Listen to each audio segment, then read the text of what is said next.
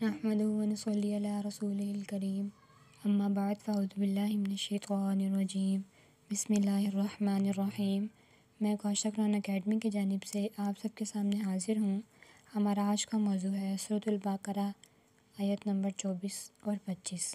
آیت نمبر 24 ترجمہ: پھر بھی اگر تم یہ کام نہ کر سکو اور یقین کبھی نہیں کر سکو گے تو ڈرو اس آگ سے جس کا ایندھن انسان اور پتھر ہوں گے، وہ کافروں کے لیے تیار کی گئی ہے۔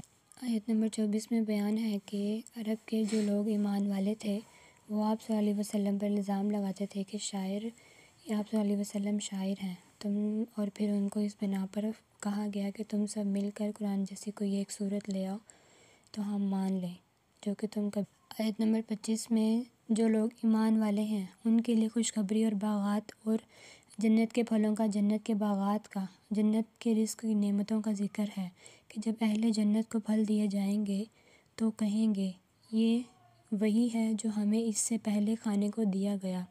اس کا مطلب تو یہ ہو سکتا ہے کہ جنت میں وقفہ وقفہ سے ایسے پھل دیے جائیں گے جو دیکھنے میں دنیا کے پھلوں کی طرح ہوں گے، اس لیے انہیں دیکھ کر جنتی یہ کہیں گے یہ تو وہی پھل ہیں جو ہمیں پہلے یعنی دنیا میں ملے تھے، لیکن جنت میں ان کی لذت اور خصوصیات دنیا کے پھلوں سے کہیں زیادہ ہوں گے اور اس کے باغات سے نوازے۔ آمین۔ وآخر دعوانا ان الحمد للہ رب العالمین۔